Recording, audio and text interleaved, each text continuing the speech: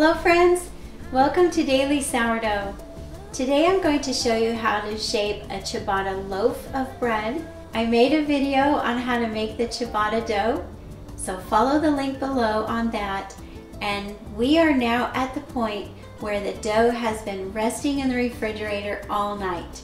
Then I took the container, the shallow dish, and I dumped it out onto a floured surface. And here we are. So now to shape a loaf, gently reach under your dough because it's very tender dough and just even it out. You want a rectangle shape and you want the dough to be evenly distributed. It's a little bit thinner on one end, so I need to kind of gently work that so that it's more evenly spaced. Then take a bench scraper, dust the surface of your dough, and cut the dough down the center. Cut it straight down, press your bench scraper straight down, then scoop the dough apart. Cut straight down and scoop the dough apart. And the reason you're doing it this way instead of a seesaw action is because you don't want to disturb all that beautiful bacteria, the bubbles that is created in there. It's very light and airy dough. Now that you have two long pieces, just going to gently manipulate them. Just gently pull on them, fold them to the center, fold each end to the center like this. Then fold the top half over to make a nice roll. Now with your hands, make a cupping shape under the dough with your thumbs pressing against the seam. So your thumbs are pressing down, creating that seam on the edge of the dough. Then pull the dough towards you.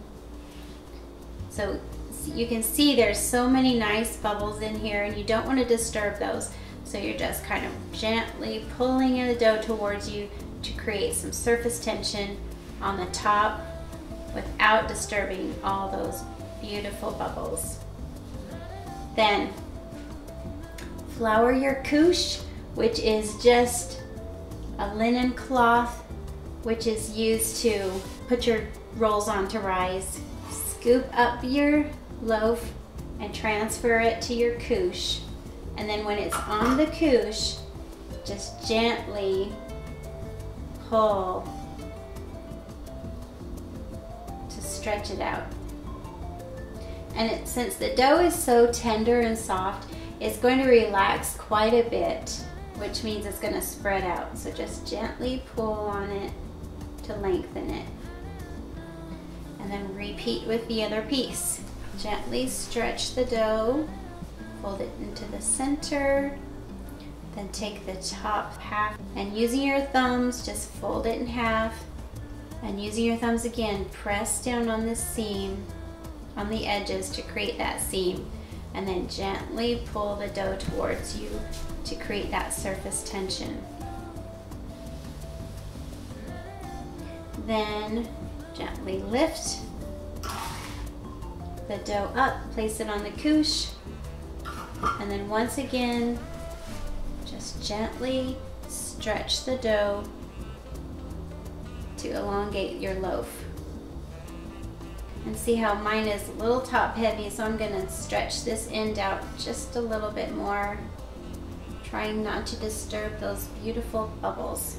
Now take the edges of your couche and fold them up against the edge of your ciabatta loaf, and that will hold the dough in place so that it won't spread too much, even though we know it's going to spread because the dough is so tender. But this holds it in place.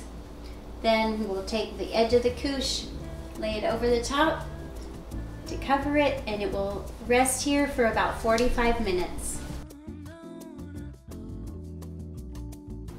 As you can see, during the 45-minute rest period, the ciabatta loaves have relaxed a little bit and puffed up a little bit, and you can see they're still full of nice pockets of air. I'm going to transfer them to a baking pan with parchment paper on them.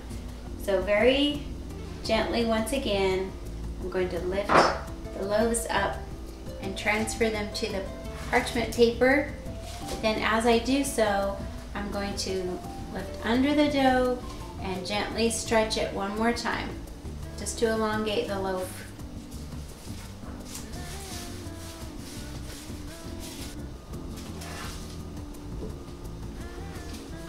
Reach under, just gently stretch it.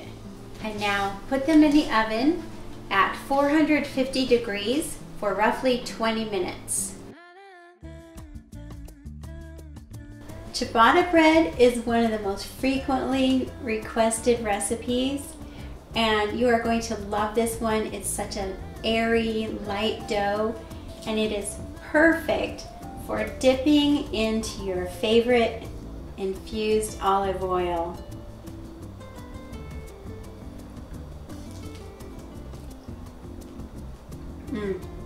What a treat. So friends, try this recipe. Tell me what you think, and be sure and stay tuned for more recipes coming up on Daily Sourdough.